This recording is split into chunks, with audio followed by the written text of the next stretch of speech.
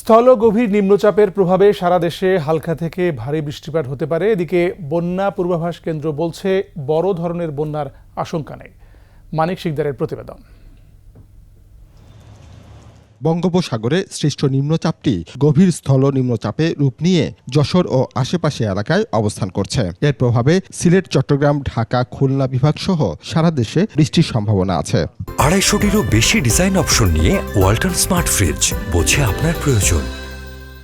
আজকের যে বৃষ্টিটা, বেশি বৃষ্টির সম্ভাবনা রয়েছে আপনার রাজশাহী ডিভিশন, খুলনা ডিভিশন, ঢাকা এইসব জায়গায় এবং চট্টগ্রামে ডিভিশন রয়েছে। তবে এই যে বৃষ্টি হবে, তবে ওই রকম বন্যার সম্ভাবনা নেই যেটা আপনার ফেনীতে হয়েছে, কারণ ওই সব জায়গাতে বৃষ্টি আজকেও যে বৃষ্টিটা হবে, তবে দেশের মধ্য অঞ্চলে হওয়ার সম্ভাবনাই বেশি।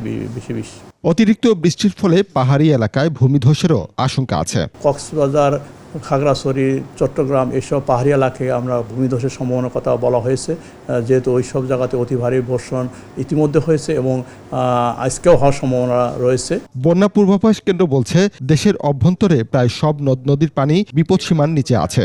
দেশের উপকূলীয় অঞ্চল এবং মধ্য অঞ্চলে আগামী 2 দিন অতি ভারী বৃষ্টিপাতের সম্ভাবনা আছে। এর ফলে হচ্ছে ঢাকা, বরিশাল, খুলনা বিভাগের নদীর সময় পানির সমতল বাড়বে।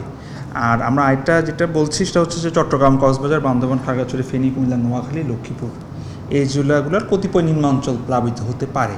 তবে চট্টগ্রাম, ফেনী, নোয়াখালী জেলার নিম্নাঞ্চল প্লাবিত হওয়ার আশঙ্কা রয়েছে। তবে এটা হয়তো খুব দ্রুতই স্বাভাবিক হয়ে আসে। মানিক শিকদার, 21 টেলিভিশন, ঢাকা।